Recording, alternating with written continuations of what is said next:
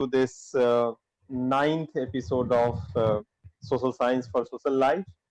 And इसमें हम ऐसा करते हैं कि हम 10th क्लास से अभी कुछ टॉपिक्स को लेते हैं और उसके बारे में बातचीत करते हैं और करीब करीब हर टॉपिक का जो रिश्ता है वो लोगों के आम जिंदगी से है, हम सब के आम जिंदगी से है। तो ये हम अभी तक करते रहे हैं, 8 एपिसोड हम कर चुके हैं और आज 9वां एपिसोड है इसका। और आज जिस पे हम लोग बातचीत कर रहे हैं ये टॉपिक है रिलीजन, कम्युनलिज्म एंड पॉलिटिक्स, जो 10वीं क्लास में बच्चों को पढ़ाया जाता है और एक ऐसा मुद्दा है जिसको इनफैक्ट हम सभी लोग अपने लाइफ में रूबरू होते हैं, इनफैक्ट डेली बेसिस पे रूबरू होते हैं। तो मैं इस सेशन के मॉडरेशन के लिए फैजा जी का स्वागत करता हूं और फैजा जी हमारे डिपार्टमेंट में ही पॉलिटिकल साइंस की लेक्चरर हैं। वो इसको मॉडरेट करेंगी और हम सभी साथी, ये एक तरीके से मैं मान के चलता हूं कि ये एक ओपन स्पेस है, हम सब इस पे बात रखते हैं, कोई एक्सपर्ट नहीं होता है। And we all talk, we all contribute, and in fact we all try to understand the linkage, the meaning between the concepts which we teach in our classrooms and the life that we live. So it has been very interesting the last 7-8 episodes which we have been doing. तो फैजा जी, मैं अब आपको ये hand over करता हूँ, आप इसको यहाँ से आगे बढ़ाइए और फिर हमारे सभी साथी इस पे धीरे धीरे मतलब अपने अपने अपने विचार रखेंगे। जी फैजा जी, आपका स्वागत है। Thank you, Murari sir, for that warm welcome. A very warm good evening to all the participants who have joined us today for the 9th session of Social Science for Social Life. ये मेरा पहला session है और I'm very excited to be a part of this highly enriching platform, and I look forward to learn and enrich myself from all the learned members present here today. So before we begin the session, जैसे Murari sir ने कहा कि हमने इसे जो ये theme है इसे हमने 3 पार्ट्स में डिवाइड किया है, जिसमें से 2 डिफरेंट सोशल क्लीवेजेस के बारे में हम ऑलरेडी डिस्कस कर चुके हैं और आज हम एक और सोशल क्लीवेज या सोशल आइडेंटिटी को डिस्कस करेंगे जो कि रिलीजन है।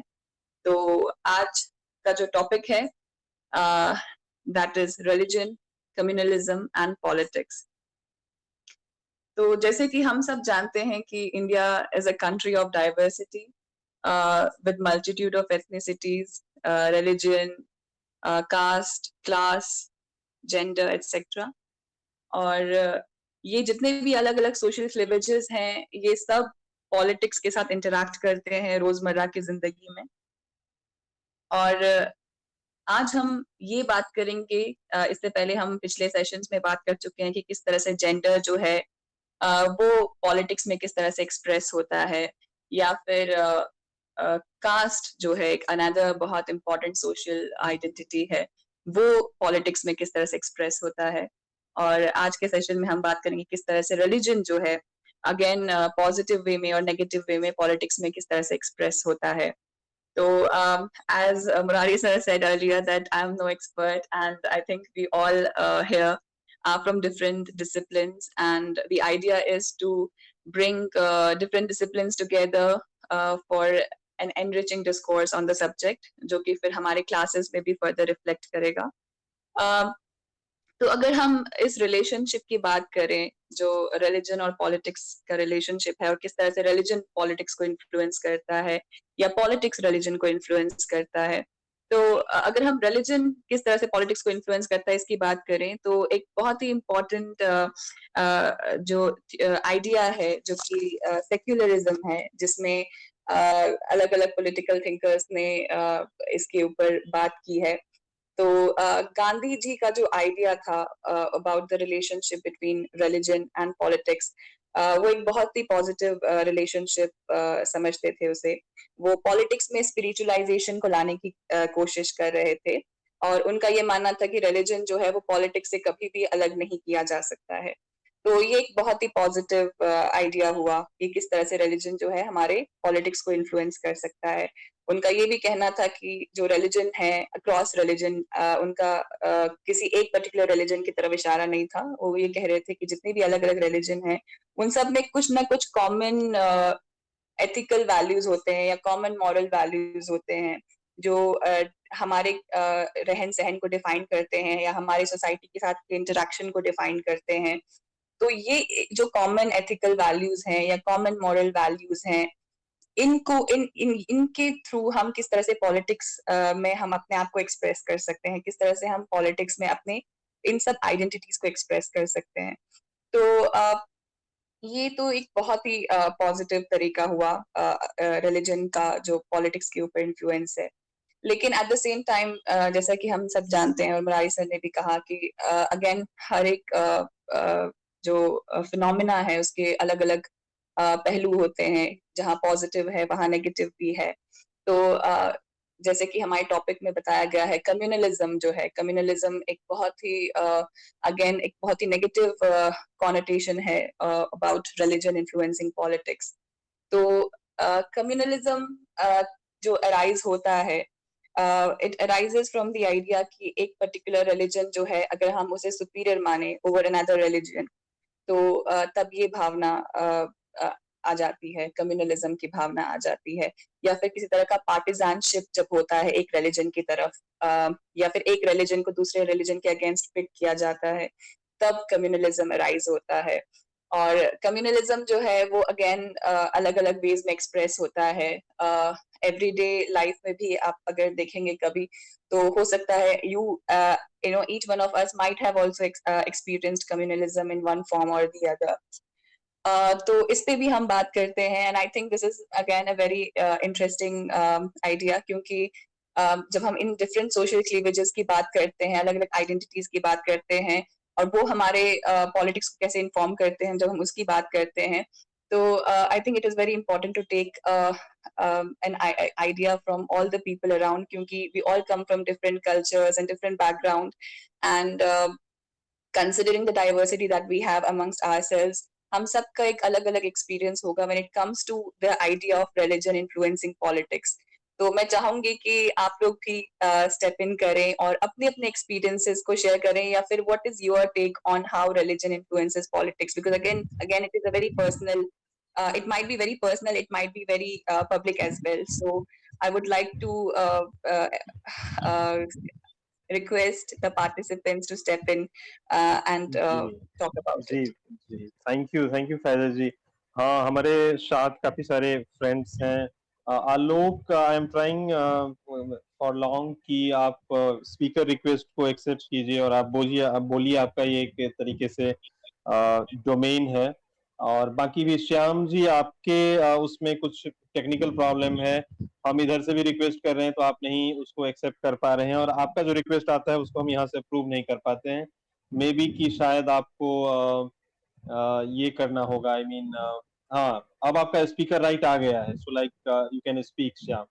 और अशोक जी भी इस पे बोलना चाहते हैं।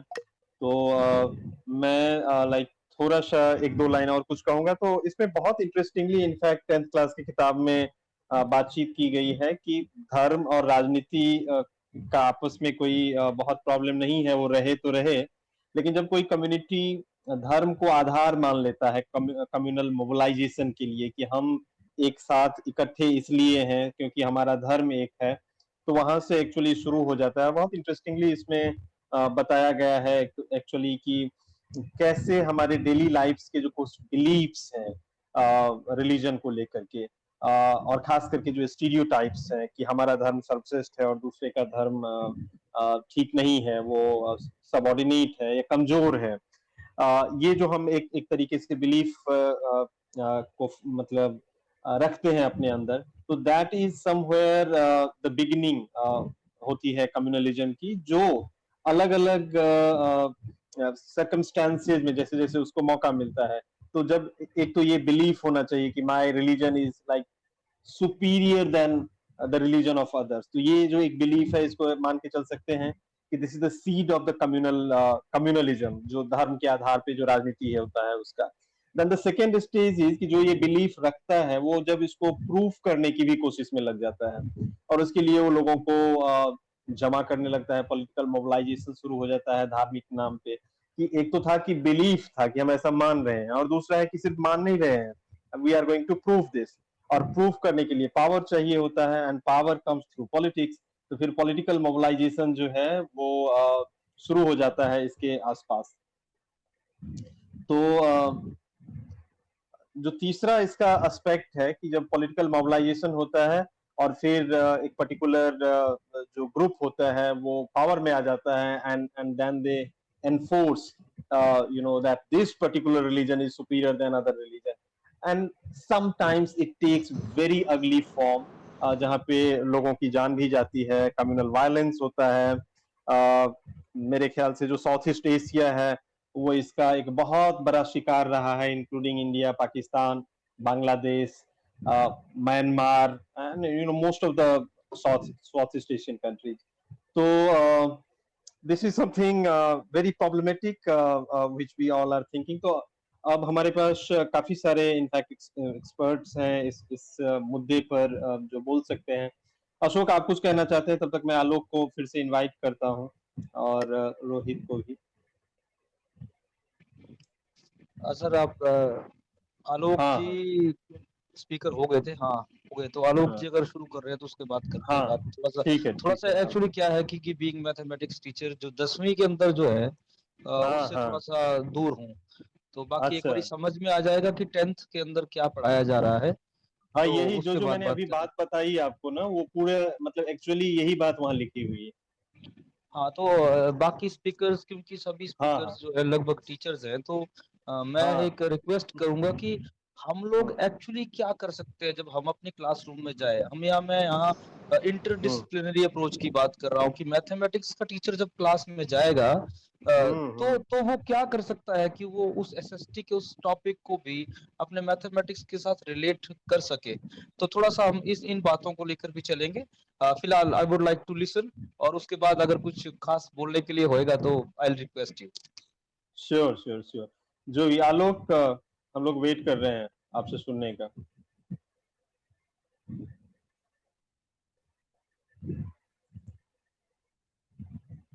अनम्यूट करो आलोक, आप अनम्यूट नहीं हाँ, हो पा रहे।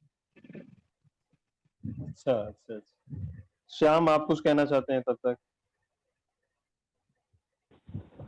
पहले तो सर आपका बहुत बहुत धन्यवाद। मैं पिछले कई दिनों से प्रयासरत था कि मैं इस फोरम पे आऊं और कुछ अपनी बात कह पाऊं, और क्योंकि पिछली बार जो डिस्कशन हो रहा था उसमें एक मुद्दा था जेंडर का, उस पर कुछ बोलना चाह रहा था मैं, लेकिन हो नहीं पाया।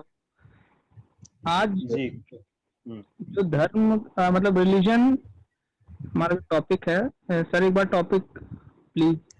टॉपिक यही है, धर्म है और कम्युनलिज्म है, और मतलब इसी politics. Actually religion, communalism and politics.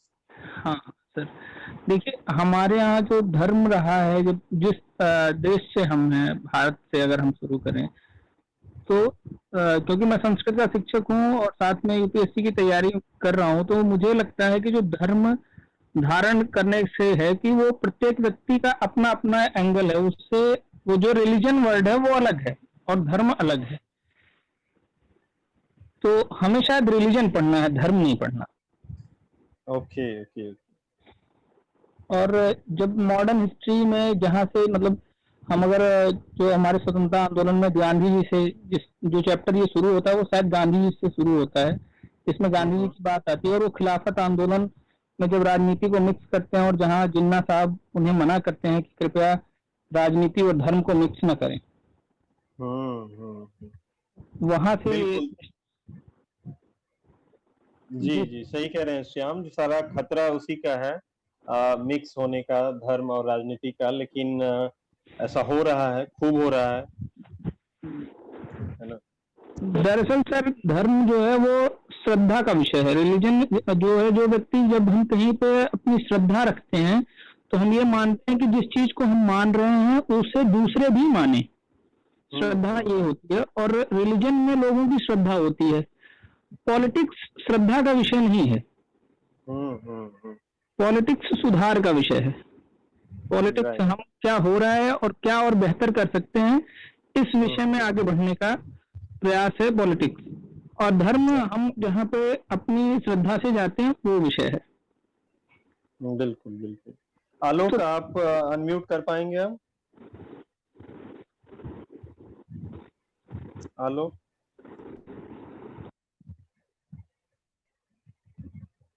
Usha ma'am, आप ही तब तक बोलिए जब तक आलोक अनम्यूट नहीं कर पा रहे हैं।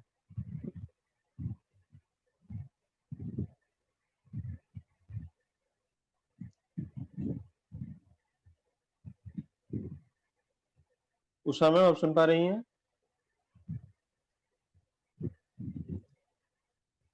अच्छा, आलोक के साथ मेरे ख्याल से नेटवर्क का इशू है। या फैजा, आपने कुछ कुछ चीजें सुनी अभी, श्याम जी ने कहा और कुछ चीजें मैंने भी शेयर की। जी sir. If you would like to. हाँ जी सर। सर एक बात और मैं इसमें ऐड करना चाहूंगी, जो अभी हमारे फेलो पार्टिसिपेंट ने कहा।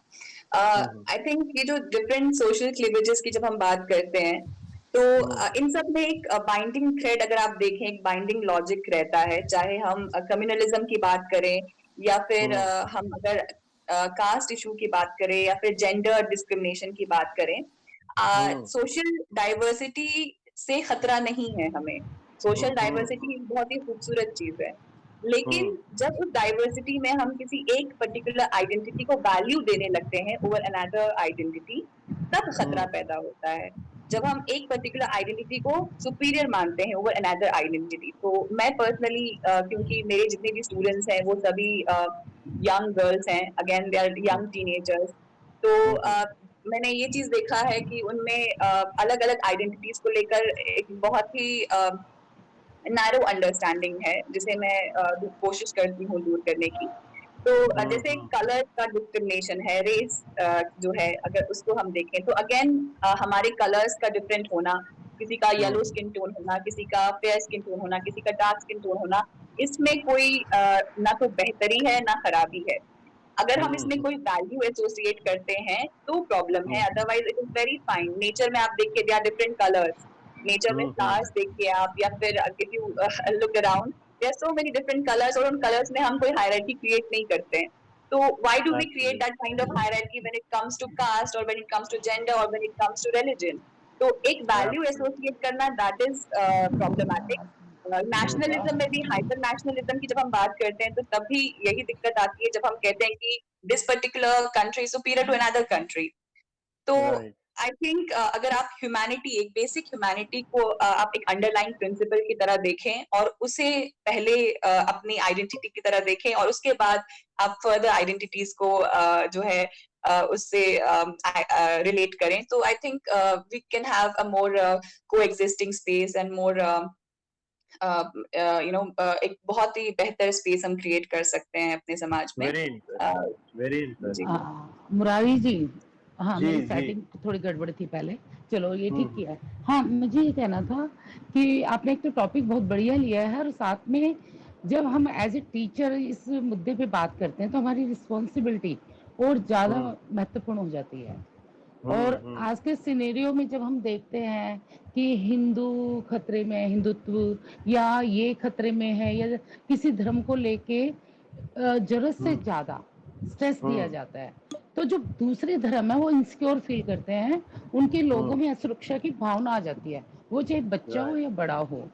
और इसका एक छोटा सा उदाहरण देना चाहूंगी। मेरे पास एक हेल्प के लिए, मतलब जो मेरी मेड वगैरह है वो मुस्लिम है, तो उनका बेटा उनके साथ आता है। अब तो वो 11वीं में चले गया, पहले की बात है जब नए नए बीजेपी का आया था ना, मोदी जी का, और उस समय जब हिंदू हिंदू बहुत ज्यादा शुरू हुआ था कि हमारा हिंदू, मतलब ये भारत में जो अभी एक माइंडसेट तैयार हुआ है कि कोई भी मॉब लिंचिंग धर्म के नाम पे, इधर जैसे तमस फिल्म में भी दिखाया था, सुअर और गाय का मीट इधर उधर डाल के झगड़े कराना, ये सारा धर्म के आधार पे जितना मॉब लिंचिंग और ये सब अभी भी हम देखते हैं।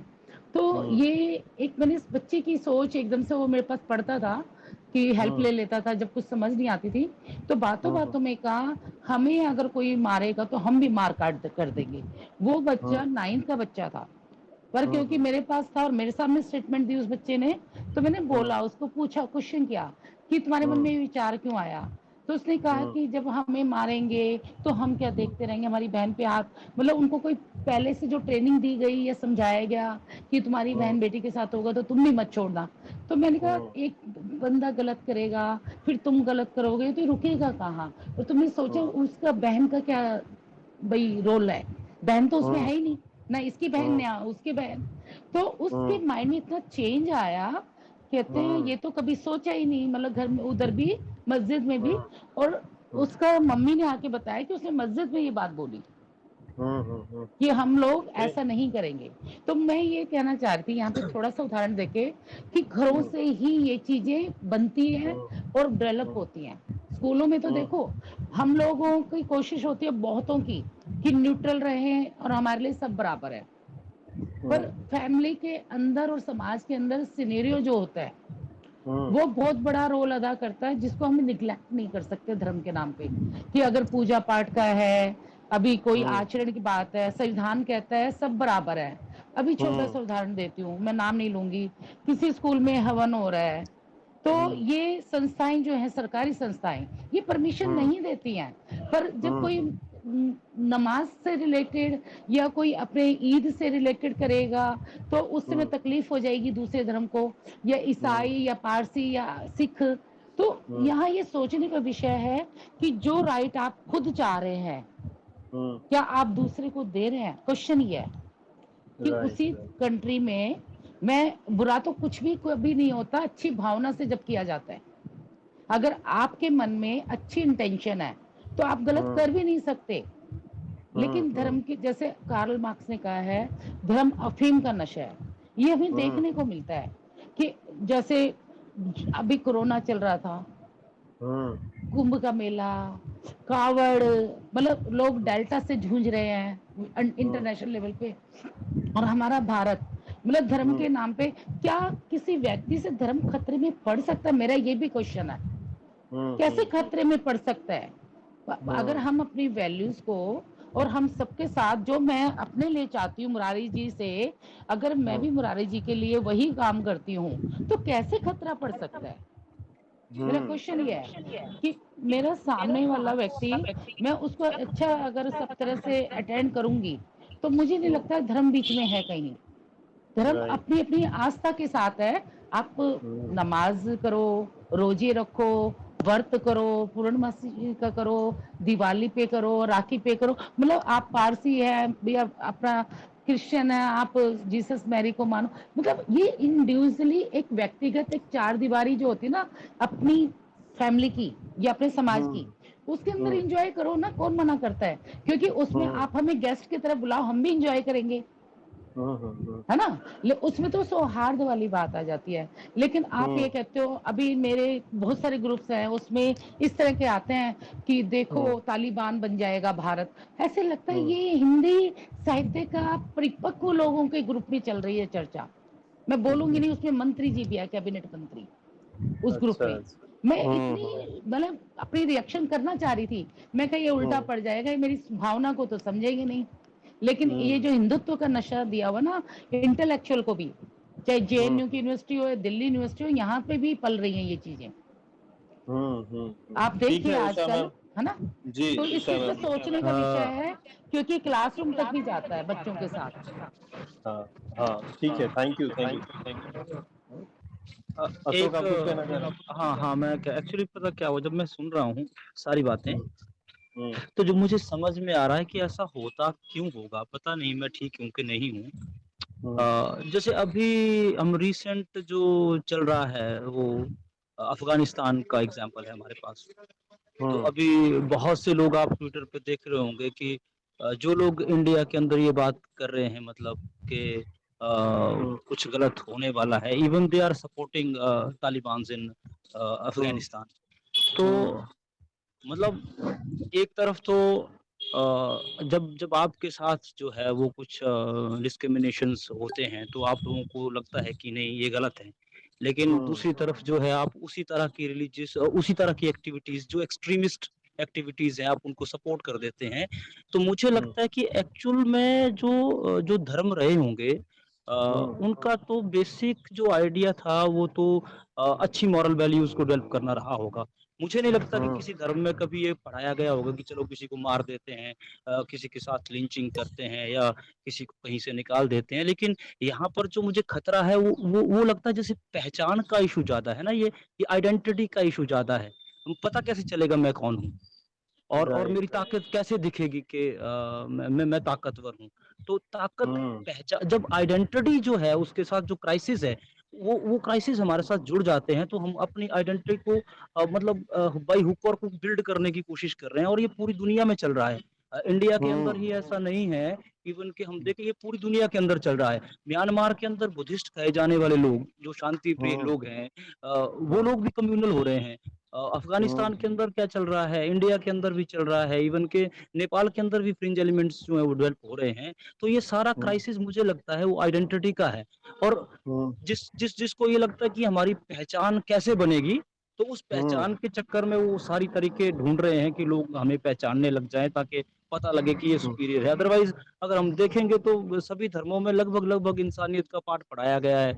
कहीं भी सबक हुँ। में ऐसा नहीं है कि किसी को मारना है, काटना है या कुछ दूसरे काम करने हैं। तो पहचान का इशू जो है मुझे लगता है ये ज्यादा प्रॉब्लमेटिक है आज की डेट में। हाँ, आप सही कह रहे हैं और ये जो एक मतलब आपने शुरू में सवाल किया कि ये क्यों बार-बार ऐसा और पूरी दुनिया में होता है। मुझे लगता है कि जो हमारा एक डेमोक्रेटिक प्रिंसिपल्स के आस-पास जो समाज को बुनने की हमारी कल्पना थी वो शायद बहुत नया है और जबकि जो धर्म को आधार बनाकर समाज को बुनने की जो परंपरा है वो बहुत पुरानी है। शायद हजारों साल से जो है कम्युनिटीज वो धर्म को आधार बना करके समाज का निर्माण हुआ है दुनिया के अलग-अलग हिस्सों में। साम्राज्य का भी निर्माण हुआ है, समाज का ही नहीं।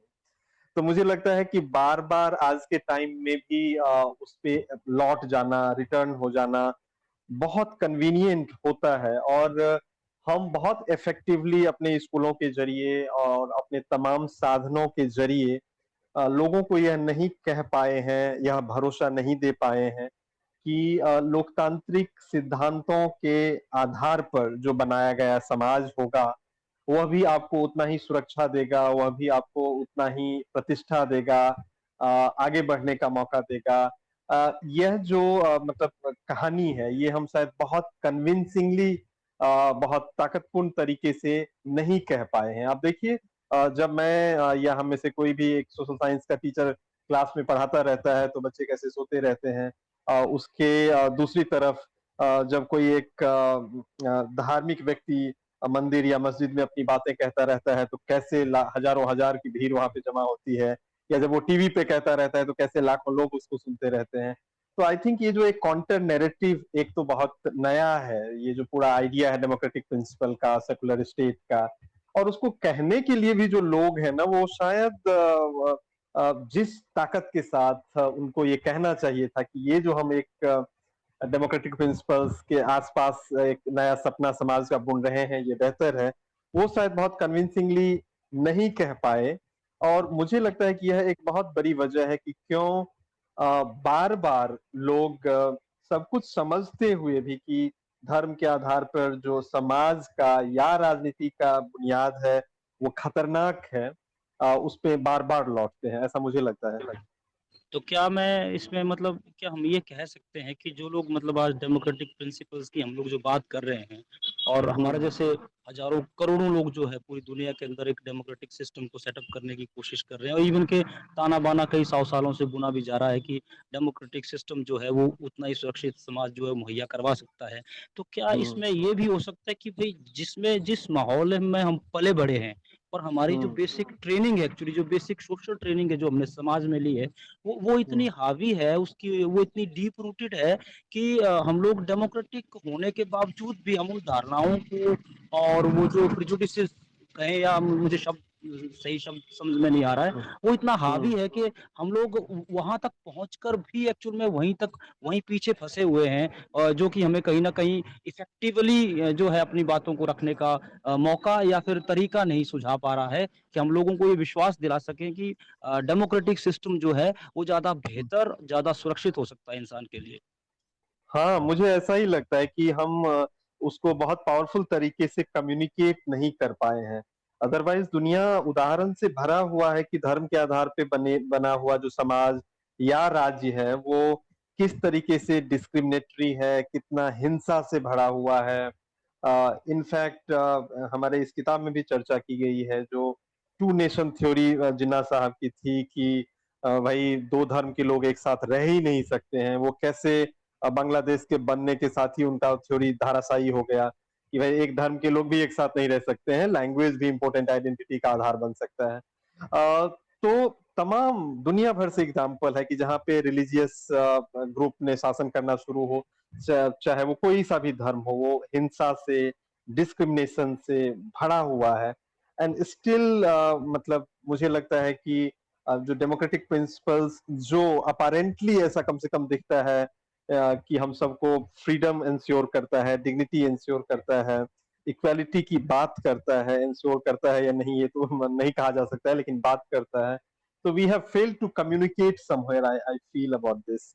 एंड अब जो सवाल आप भी पूछ रहे थे और कि मतलब एज ए टीचर हम लोगों का इसमें क्या रोल है, तो मैं हमेशा मानता हूँ कि as a teacher we are basically the story teller. So हमारा रोल तो बहुत बड़ा है इसमें कि इनफैक्ट एक सोशल साइंस टीचर के रूप में तो स्टेट की तरफ से डायरेक्ट जिम्मेदारी हमारे ही ऊपर है कि हम कितना कन्विंसिंगली इस कहानी को सामने रख पाते हैं।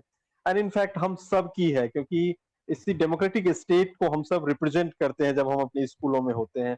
And how collectively we tell the story that that makes sense.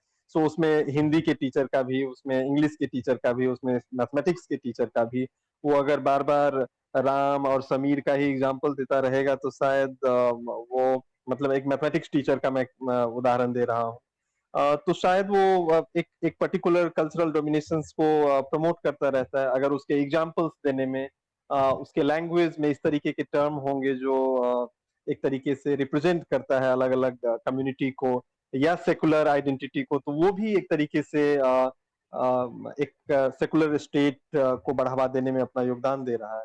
जरूरी नहीं है कि वो सोशल साइंस ही पढ़ाता रहे, है ना? अ, साजा आप इसको थोड़ा सा जी हाँ। सर, यहाँ पे मैं अपना एक पर्सनल एक्सपीरियंस शेयर करना चाहूंगी।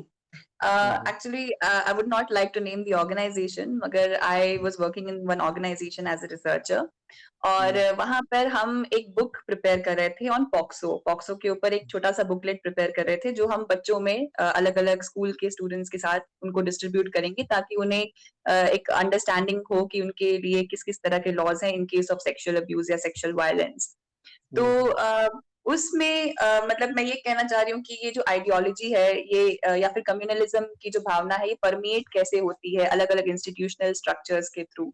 तो ये जो है ये मेरे पास जब आया तो ये कई सारे हायरार्किकल पोजीशन से गुजर के आया था, यानी लॉयर्स ने भी इसको प्रूफ रीडिंग किया था, बड़े बड़े जो ऑफिसर्स हैं, ब्यूरोक्रेट्स हैं, उनके थ्रू होके आया था और मेरे पास फाइनल टच के लिए आया कि in case if there is any more editing needed तो I had to edit it.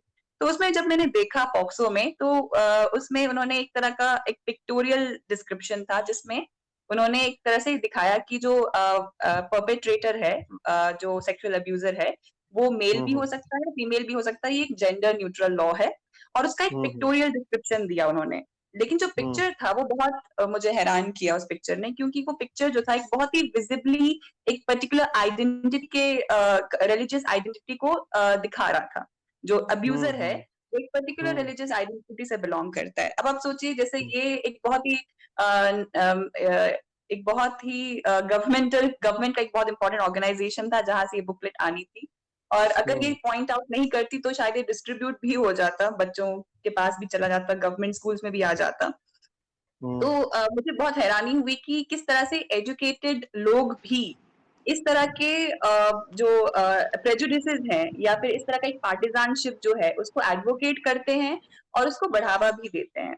तो I think we as teachers हमें एक तो हमें भी बहुत सतर्क होना चाहिए, ऑफ कोर्स एक एज ए विजिलेंट सिटीजन हमें भी ऑफ कोर्स देखना चाहिए कि आज का पॉलिटिकल ट्रेंड क्या है, कौन से ट्रेंड्स हमारे पॉलिटिक्स को इन्फॉर्म कर रहे हैं आज, क्योंकि पावर पॉलिटिक्स भी है। अगर आपको जो है अगर रिलीजन एक बहुत ही नेगेटिव कॉनोटेशन के साथ रिलीजन की बात हो रही है, तो हम कौन से मुद्दों से हम दूर हो रहे हैं, कौन से डेवलपमेंटल इश्यूज से हम दूर हो रहे हैं, तो हमें उस तरफ भी ध्यान देना चाहिए। और एट द सेम टाइम मुझे ये भी लगता है कि पर्सनली मैंने ये देखा कि जितना मैंने अलग अलग आइडेंटिटीज के साथ इंटरेक्ट किया, उतना मेरा विजन और ब्रॉडन हुआ, उतना मेरा होराइजन और ब्रॉडन हुआ।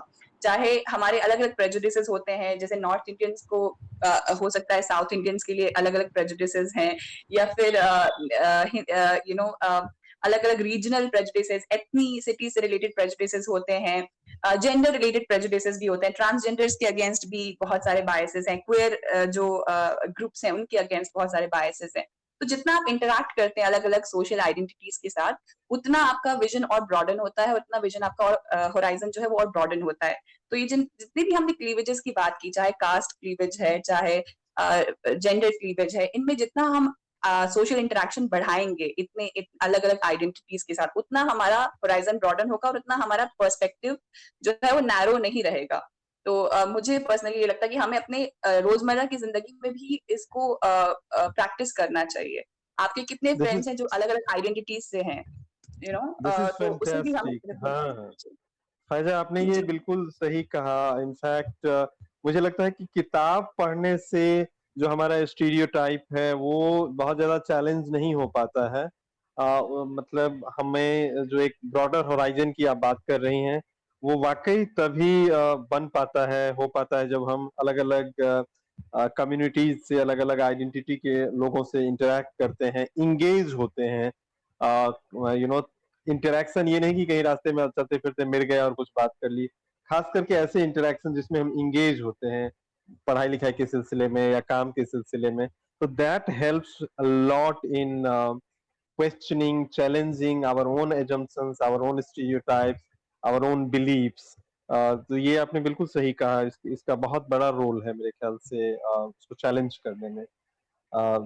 एंड आई ऑल्सो फील कि कई बार हमें लगता है कि यू नो, हम कहते हैं कि लाइक, मैं भी सोच रहा था जब इस टॉपिक के बारे में कि जैसा कि हम आज देखते हैं कि कैसे कम्युनल पॉलिटिक्स असर्टिव हो गया है या उसका बड़ा, but if you go through the media and you look to the issues, तो आप यू फाइंड कि ऑलमोस्ट इंडिया में, या मैं तो कहता हूँ इस सब कॉन्टिनेंट में एक कंसिस्टेंसी रही है। धर्म बहुत डीपली मतलब डिबेटेड इशू रहा है इंडियन पॉलिटिक्स में, right from the colonial period. और शायद कभी ऐसा नहीं रहा कि इंडियन पॉलिटिक्स रिलीजन के इन्फ्लुएंस से मुक्त रहा हो। That I think we have to acknowledge that we have not been like कि अचानक से हो गया है।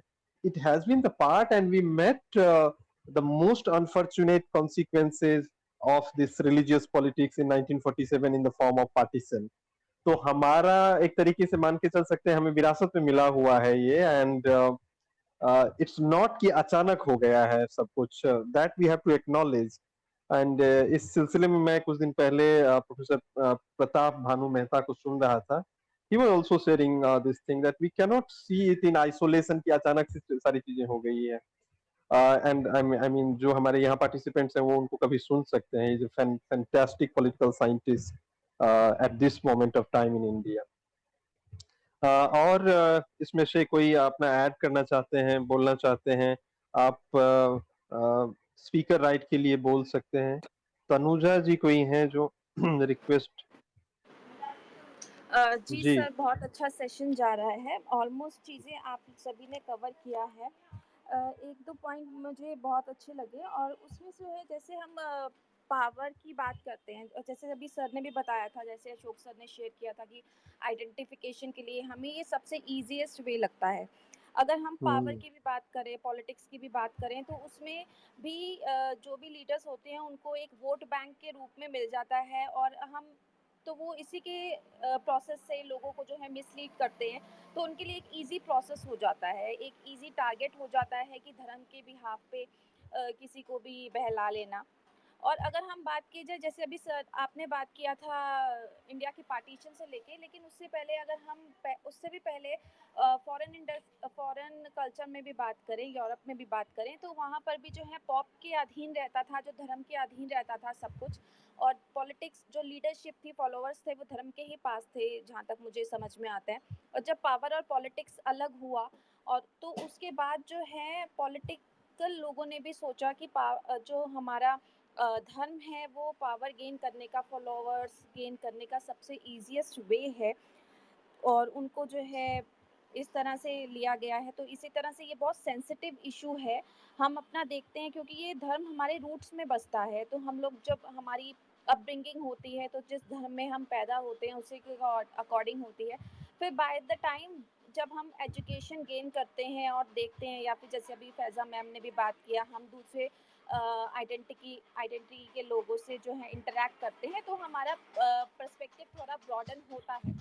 एजुकेशन का एक बहुत मेन रोल रहता है कि जितना हम अपने आप को एजुकेटेड करेंगे, हमारा जो एरिया है, एरिना है, वो उतना ही वास्ट होगा।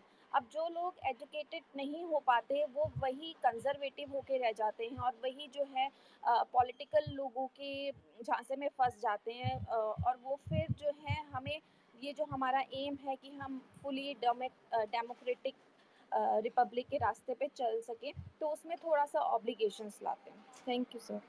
वेरी इंटरेस्टिंग, बहुत शानदार आपने पॉइंट ऐड किया गुरविंदर जी। जी, फैज़ा आप कुछ कहना चाहें इस पे? जी sir, I think Gurvinder ma'am ने बहुत ही खूबसूरती से सम अप किया जो भी हम जितने भी पॉइंट्स हम रखना चाह रहे थे। एक और बात जो जिसे मैं हाईलाइट करना चाहूंगी, जो आई थिंक मुझे अशोक सर कुछ कह रहे थे, एंड देन आई रियलाइज्ड कि um, कई बार जो आजकल अगर हम देखें, आज के वक्त में उन्होंने अफगानिस्तान की बात की, या फिर और अलग-अलग तरह के जो कम्युनल वायलेंसेस या फिर पोलराइजेशन जो हो रहा है। ट्विटर मैंने बहुत रिसेंटली ज्वाइन किया है, और ट्विटर जो है ट्विटर पे भी हम बहुत ज़्यादा टॉक्सिसिटी देखते हैं, सोशल मीडिया पे बहुत सारा टॉक्सिसिटी देखते हैं, बहुत सारा पोलराइजेशन देखते हैं, चाहे पॉलिटिकल चाहे रिलीजियस पोलराइजेशन। मुझे ये लगता है कि हमें ट्विटर को या फिर जो भी अलग-अलग सोशल मीडिया है, उसे हमें सोसाइटी का रिफ्लेक्शन नहीं समझना चाहिए, क्योंकि इसमें एल्गोरिदम्स भी होते हैं, और देयर इज लॉट ऑफ तो कई बार क्या होता है कि हमारे लिए बहुत ही कस्टमाइज्ड इंफॉर्मेशन हमें मिलता है, जो कि हमें एक तरह के इको चेम्बर में कन्फाइन कर देता है, और हम समझते हैं कि यही सोसाइटी है हमारी, इस वक्त हमारी सोसाइटी में यही चल रहा है। अच्छा, फला लोग जो है वो ये कह रहे हैं, और देखिए ये लोग ऐसा कह रहे हैं। तो हमें काफी विजिलेंट रहना चाहिए। मुझे लगता है कि हमें इन इको चेम्बर्स को रिकॉग्नाइज करना चाहिए जब हम सोशल मीडिया को यूज करें, यूट्यूब को इस्तेमाल करें, अलग-अलग मीडिया फॉर्म्स को यूज करें। तो क्योंकि इसके थ्रू भी बहुत सारा कम्युनल पोलराइजेशन जो है आजकल बढ़ रहा है। आई थिंक अगर इस पे कोई कहना चाहते हैं कि किस तरह से सोशल मीडिया जो है उस पे हम इस तरह का कम्युनल पोलराइजेशन देख रहे हैं। जी, वेरी इंटरेस्टिंग। मनीष जी कुछ बोलना चाह रहे हैं शायद। सभी को नमस्ते। नमस्ते, नमस्ते। सर, मैं उस चीज़ पे कहना चाहूँगा जो मैम ने पहले कहा था कि हम ज़्यादा से ज़्यादा एक्सप्लोर करें। तो उस चीज़ का मैंने व्यक्तिगत अनुभव किया है कि बचपन से जैसे मुझे न्यूक्लियर फैमिली में रहा हूँ कि पिताजी गवर्नमेंट जॉब रही, तो जहाँ उनका ट्रांसफर होता है, वहीं पे नए दोस्त बनते हैं, नई चीज़ें जानने को मिलती है। तो मुझे तब तक ये पता ही नहीं चल पाया था कि क्योंकि आप जल्दी-जल्दी जगह बदलते हो कि आप जाति और धर्म, इनका मैंने एक चीज़ ऑब्ज़र्व करी है, स्थायी प्रभाव तब देखने को मिलता है जब आप एक विशेष किसी मोहल्ले में बड़े होते हो, या फिर किसी एक स्पेसिफिक एरिया में बड़े होते हो, तब ये चैलेंजेस ज़्यादा फेस करने को आपको मिलते हैं। तो जैसे मुझे पता चलता है कि मैं इस कास्ट से आता हूँ या इस धर्म से आता हूँ, तो मैंने देखा कि इस चीज़ को मुझे एक्सप्लोर करना चाहिए। तो मुझे अब स्टार्टिंग में बचपन में आपके पास पैसे नहीं होते हैं, तो मैंने क्या किया कि जो लोग बसेस चलाते हैं या जो गाँव में देखे होंगे छोटी जीप की सर्विसेज़ देते हैं, तो मैंने ऐसे फ्रेंड बनाए। तो एक ड्राइवर से मेरी दोस्ती हुई, उनका नाम ही मोहम्मद था। तो मैं उनसे कहता था कि जब भी आप कहीं टूर पे जाएँ तो मुझे अपने साथ ले जाया कीजिए। तो उन्होंने कहा ठीक है। मैंने घरवालों से परमिशन ले ली, घरवाले मेरा बिहेव जानते थे, घूमने-फिरने का इस बचपन से मेरा इंटरेस्ट था।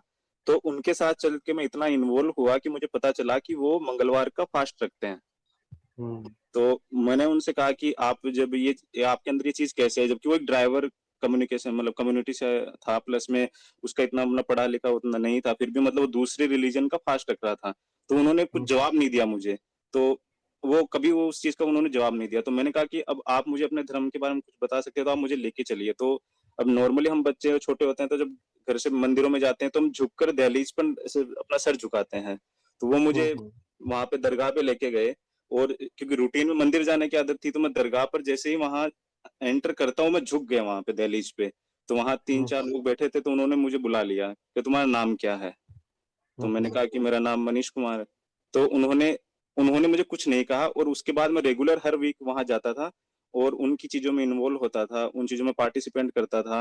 उन्होंने मुझे वज़ू करना सिखाया या बाकी फिर मैंने उस चीज़ को आगे जैसे मैं बढ़ता गया हूँ तो कास्टिज़्म पे भी अप्लाई किया है कि आप जितना लोगों से इंटरैक्ट हो रहे हो, जितने लोगों को एक्सेप्ट खुद कर रहे हो, उतना ही वो सामने वाला आपको एक्सेप्ट करता है। एब्सोल्युटली, ये एब्सोल्युटली। चीज़ सबसे बड़ी चीज़ है कि आप एक्सेप्ट करना शुरू कर दोगे तो फिर वो बैरियर अपने आप खत्म हो जाएगा, जो बीच में गैप है। Right, very interesting. जी सर, यहाँ पे मैं एक और पॉइंट ऐड करना चाहूंगी कि आई थिंक जब हम कम्युनलिज्म की बात करते हैं और कम्युनलिज्म के चैलेंजेस को बात करते हैं तो सबसे इम्पोर्टेंट टूल जो हमारा कॉन्स्टिट्यूशन हमें प्रोवाइड करता है to challenge communalism is the concept of secularism. Again बहुत ही डिबेटेड आइडिया है। कई सारे पॉलिटिकल फिलोसोफर्स हैं जिनका मानना है कि सेक्युलरिज्म की जरूरत नहीं है ये क्योंकि हमारे समाज में हमारी सोसाइटी में सर्वधर्म संभव जो कॉन्सेप्ट है यानी इक्वालिटी ऑफ ऑल रिलीजन जो है ये बहुत इंट्रिंसिक कॉन्सेप्ट है। तो हमें एक वेस्टर्न कॉन्सेप्ट की जरूरत नहीं है रिलीजन में इक्वालिटी देखने की। दूसरी तरफ कई सारे थिंकर्स हैं जो सेक्युलरिज्म को एक्टिवली प्रमोट करते हैं। तो अगेन ये एक मैं ये भी जानना चाहती हूँ हमारे साथियों से कि हम कैसे ये इंश्योर करें। और आई थिंक ये बहुत ही बड़ा चैलेंज है। जब मैं कम्युनलिज्म के बारे में सोचती हूँ तो मैं अपने सामने इसका जवाब बहुत मुश्किल होता है मेरे लिए ढूंढना। और चूंकि यहाँ पे काफी सारे लर्नर्ड साथी हैं जो अलग अलग बैकग्राउंड से और अलग अलग फील्ड से आते हैं, डिसिप्लिन से आते हैं, तो I think we can discuss on that as well कि कैसे हम ये इंश्योर करें कि रिलीजन जो है वो किसी भी पॉलिटिकल मोबिलाइजेशन स्ट्रेटजी का एक तरह का हिस्सा ना बन पाए। किस तरह से पॉलिटिकल मोबिलाइजेशन में हम रिलीजन को दूर रख सकें, ये हम कैसे इंश्योर करें अपने रोजमर्रा की जिंदगी में। और हम कैसे इंश्योर करें कि हम अगर वोटिंग प्रोसेस में पार्टिसिपेट करते हैं तो हम रिलीजन को एक फैक्टर ना बनने दें अपने वोटिंग प्रोसेस में। तो अगर इस पे कोई साथी हमारे रिस्पॉन्ड कर पाए तो I would be really delighted. Yeah, so can I speak? Yes ma'am ji, please. जी, श्योर। तो आपका प्रश्न शायद पहले प्रश्न से ही कहीं मैं देख पाती हूँ कि जुड़ा हुआ है कि एज टीचर्स हमारी रिस्पॉन्सिबिलिटी क्या है कि सो आप देखेंगे कि बच्चे अपने साथ बहुत सारे प्री कंसीव्ड नोशंस और बहुत सारी स्टोरीज, हम ही स्टोरी टेलर्स नहीं हैं, उनके घर में भी अपने और आसपास के मोहल्ले में और उनके पीयर्स सब जगह स्टोरी टेलर्स हैं उनके लिए। तो कौन सी स्टोरी पे वो भरोसा करेंगे, that is something to be seen. So there are stories which are built right from the childhood arena and then as they grow up. But then एक टीचर का दायित्व ये है कि एक चैप्टर की डिलीवरी से बाहर निकल करके इन डिबेट्स को, इन मुद्दों को क्लासरूम में जगह दे करके ऐसी अपॉर्चुनिटीज को इनवाइट करना जिनसे इन पूर्वाग्रहों से आप खुद फेस टू फेस हो सके और एक इंटेलिजेंट क्वेश्चनिंग के द्वारा उसको एक दिशा देने का प्रयास किया जा सकता है। दिशा ऐसी नहीं जो कि टीचर के अनुरूप हो, बल्कि दिशा ऐसी जिसमें क्वेश्चनिंग का, जिसमें डिबेट का, जिसमें सिंथेसिस का, इस सब का पुट हो, जिससे कि over a period of time, so I don't think that this is a one day process, I think this is something which has to be inbuilt, and I think that's what education is for. So primarily those 40 periods which are utilized for delivering the content in the book, basically, I think one needs to go beyond and make social sciences a contemporary subject. So whatever you are reading in the newspapers and otherwise, तो वो शायद उन ज्वलंत मुद्दों को classroom में लाने की, और क्लासरूम में लाने पर भी वो डिबेट और डिस्कशन का पार्ट तब बन पाते हैं एक इवोल्व डिस्कशन का, जब उसका जो बेसिस है वो तैयार किया जा चुका हो. तो अगर हम एक I mean, if we get opportunities, we give opportunities in the classroom and make it a conscious part of the classroom process to, incite such questions, and then offer children opportunity to discuss over it, and then help them reach their own conclusions, not something which we impose over them, but something which evolves as a classroom process. So I think that's something very important. So what is very important is to make the subject as contemporary as possible, as so as to bring the classroom into the, one is like newspaper, but I've always thought that newspaper should be read by everybody like a views paper. So why not a class exclusively on a views paper? And then the children write their own views papers, and that gets an opportunity to be displayed. I think that's something which will evolve as a habit in a classroom. जब ऐसा होगा तो शायद हमें अलग से इसके लिए एफर्ट करने की जरूरत नहीं पड़ेगी, और वो एक कांस्टेंट एवोल्यूशन का प्रोसेस बन जाएगा. I think that's something which is very important. Thank you. Very interesting, Vandana ma'am. Yes, actually it was very, very interesting जो वंदना मैम ने भी बताया, and like I said earlier, I was looking forward to a lot of learning in today's session, and this was a very important learning for me, जहाँ पे we as teachers act as facilitators rather than constantly trying to incorporate some sort of idea into them. So thank you, Vandana ma'am, for your inputs. कोई और साथी? So we, Faiza, like we are approaching to the last of this Yes. session. We Yes, have like around 5-7 more minutes maximum, and we have Janmejay जी. मैं उनको कई बार speaker rights के लिए request किया हूँ. जन्मेजय जी, अगर आप उसको एक बार accept करके कुछ बोलना चाहें, आपका एक तरीके से expertise है इस एरिया में, and we would love to listen. मैं फिर से आपको इनवाइट स्पीकर का इनवाइट भेजता हूँ, आप जरा एक बार उसे पता नहीं कुछ टेक्निकल प्रॉब्लम होगी. कोई भी और साथी कुछ बोलना चाहें तो दे कैन. एंड हाँ, अब स्पीकर हैं जन्मेजय जी. जी जन्मेजय जी.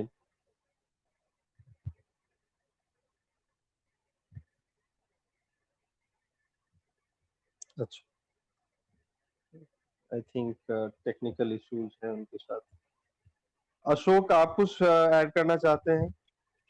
नहीं, ऐड करने के लिए क्या है, एक तो ये मैम वंदना मैम का तो हमने कॉपी पे लिख लिया है कि जब दोबारा क्लासरूम में जाना होगा तो हम वी विल ट्राई टू के बच्चों से उनके व्यूज लिखवाने और जानने की कोशिश की जाए. अगर क्लासरूम में नहीं हो पाता है तो हम उनको घर के लिए भी दे सकते हैं. ये बहुत अच्छी बात थी जो आज की उसमें निकल के गई है. और फैजा मैडम के साथ बिल्कुल 100% एग्री करते हुए कि सोशल मीडिया जो है वो समाज का रिफ्लेक्शन नहीं हो सकता है, क्योंकि समाज बहुत बड़ा है और सोशल मीडिया में किस तरह से चीज़ें फ्रेम की जाती हैं, किस तरह से वो अब हम लोग एटलीस्ट हम लोग सब लोग जानते हैं कि वहाँ क्या चला होता है, किस तरह से वो चीज़ें जबरदस्ती घुसाई जाती है सब तरह के लोगों के द्वारा.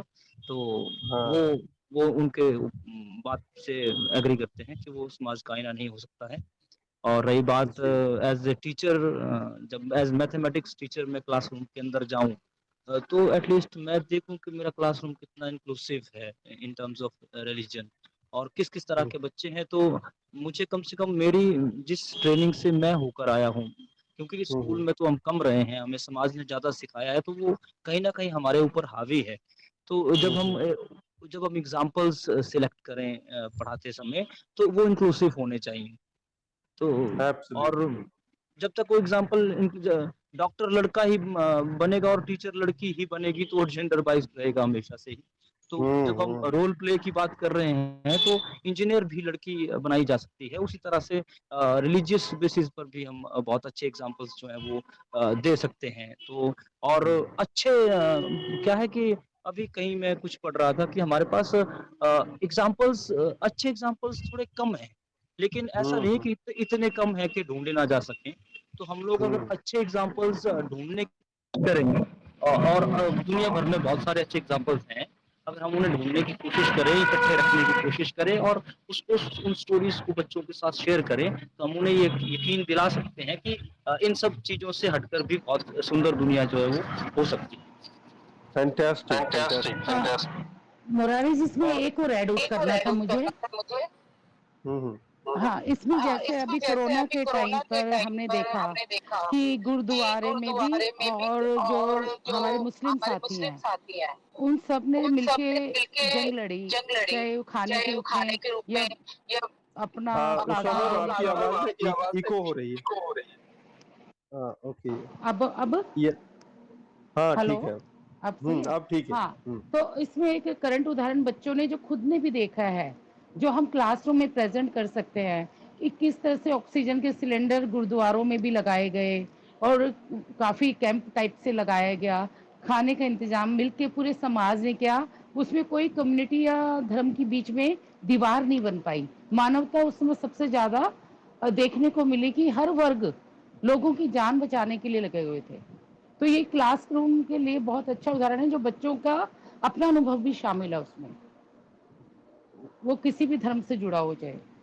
मेरे जन्मेजय जी से उम्मीद है कि वो कुछ बोल। हाँ जी सर, सभी को नमस्कार। खासकर पहले तो नमस्कार सर। जी। दरअसल और मेरा थोड़ा सा खासकर है ना एक अलग एक्सपीरियंस है, और जो जन्मेजय मैं जी अभी तक खासकर सुना। एक जी जी एक जी, आप सेकंड, बोलिए। खास करके एक सवाल का जवाब हम आपसे जानना चाहेंगे जी जी। कि हम लोग क्यों बार-बार 70-75 सालों से सेकुलर स्टेट बच्चों को पढ़ाने में असफल हो रहे हैं। हाँ हाँ, आपने बहुत अच्छी बात पूछी है। दरअसल जो अभी बहुत सारे हमारे साथियों ने कुछ बातें कही हैं, मैं उनसे सहमत भी नहीं हूँ। उसका कारण भी है। कारण यह है कि जब हम कहते हैं कि हम कहीं अच्छे उदाहरण देखें, बल्कि मैं तो कहता हूं आप अच्छे उदाहरण क्यों देखें, आप अपना उदाहरण क्यों नहीं बनते? आपने क्या किया, हम खुद क्या कर रहे हैं? खुद तो हम अपने बैगेज के साथ हैं। और ये कोई समाज नहीं बनाता है, समाज नहीं सिखाता है, बल्कि हम तो अपने परिवार से सीख के समाज को वो बिल्ड करते हैं। दूसरी बात, मैं इस बात को इसलिए कह रहा हूं, क्यों मैं डिफर करता हूं, कि मेरी परवरिश मेरे पैदा होने से फौज में रही। तो जिसे लोग कहते हैं कि फौज तो कुछ समाज ही नहीं होता, मैं कहता हूं फौज ही एक सेक्युलर समाज हिंदुस्तान में दिखा पाता है। क्योंकि मेरी उम्र जब तक 25 साल की नहीं हो गई थी, मैं फौज से बाहर ही नहीं आ पाया। यानी वहीं रहना, वही मेरी परवरिश, और लगभग 7 शहरों में रह के मेरी स्कूलिंग हुई है, कॉलेज की तो छोड़ दीजिए। तो मैंने जो वहां एक समाज देखा, तो वहां तो मुझे कहीं भी इस चीज का एहसास ही नहीं हुआ कि किस तरीके से जो है धर्म या जाति या क्षेत्र के हिसाब से हम बटे होते हैं। लेकिन जैसे ही मैंने एक सभ्य समाज में आके अपनी नौकरी ली, वहां मुझे समझ में आया कि जो सो कॉल्ड सभ्य समाज जिसको कह रहे हैं, कि बल्कि मैं जब फौज में रहता था तो मुझे लगता था कि शायद हम समाज से कटे हुए हैं। लेकिन यहाँ आने के बाद पता चला कि समाज तो ये है ही नहीं, ये तो पहले ही फिरकों में बटा हुआ है। जैसे अभी आप बैकग्राउंड में अगर आवाज सुन पा रहे होंगे मेरे ही आवाज के पीछे, तो यहाँ पर एक सुंदरकांड हो रहा है। मैं उसका विरोधी नहीं हूँ, लेकिन यदि मेरे घर के सामने अगर सुंदरकांड सड़क पे हो रहा है और मैं विरोध नहीं कर रहा, तो सांप्रदायिकता तो मेरे अंदर भी है, क्योंकि वो मेरे धर्म से संबंधित है। मैं उसको रोक नहीं रहा या उसका विरोध भी नहीं कर रहा। क्यों? क्योंकि वो मेरे, यानी कि मेरे परिवार के और मेरे धर्म की, मेरी आस्था की, मेरे विश्वास, जो कि मैंने माना है कि वो मेरा है, इसलिए मैं उसकी सही गलत सब चीज में मान लूंगा। तो शुरुआत तो संप्रदाय की यहाँ से है। और रही बात किताबों में क्यों 70 साल में हम पढ़ाते रहे हैं और विफल हैं उस चीज को समझाने में, क्योंकि ये किताबों से हमारे व्यवहार में बदली ही नहीं गई, कभी हमारे व्यवहार में आई ही नहीं। बल्कि मैं तो आपको अपने ही घर का उदाहरण दूंगा कि मेरी घरवाली को मैं आज तक ये नहीं समझा पाया कि जो कूड़ा लेने वाली आई है उसके भी उतने ही, यानी उसकी भी डिग्निटी है। उसको अगर मैं अपने कप में, अपने गिलास में पानी पिला दूं तो कोई बड़ी बात नहीं है, मैं उसको नहीं समझा पाया। तो मैं समाज से कैसे अपेक्षा करूंगा कि मैं क्लास में जाके बच्चों को मेरे कहने से, मेरे भाषण से वो चीज उनके अंदर आ जाए। तो हमारी करनी और कथनी में बहुत बड़ा गैप है। ये मैं अपने स्तर पे कह रहा हूँ। जब मेरे स्तर पे ये बात है तो मैं ये आसपास भी देख पाता हूँ। तो किताबों से या केवल नेताओं के करने से या कुछ लोगों के करने से ये चीज किसी की समझ में आ जाए, तो मुझे तो ये लगता नहीं है। हाँ, वाकई में संप्रदाय क्या है, धर्म क्या है, ये निजी चीजें हैं, लेकिन कहाँ उसकी सीमा है, हम सीमा नहीं समझ पाते। हम अपनी तो बहुत दूर तक सीमा चाहते हैं, यानी कि हम तो अपनी असीम सीमाएं चाहते हैं, असीम है, और दूसरे को हम स्पेस नहीं देना चाहते। तो ये चीज कहाँ से आती है? ये परिवार से आती है।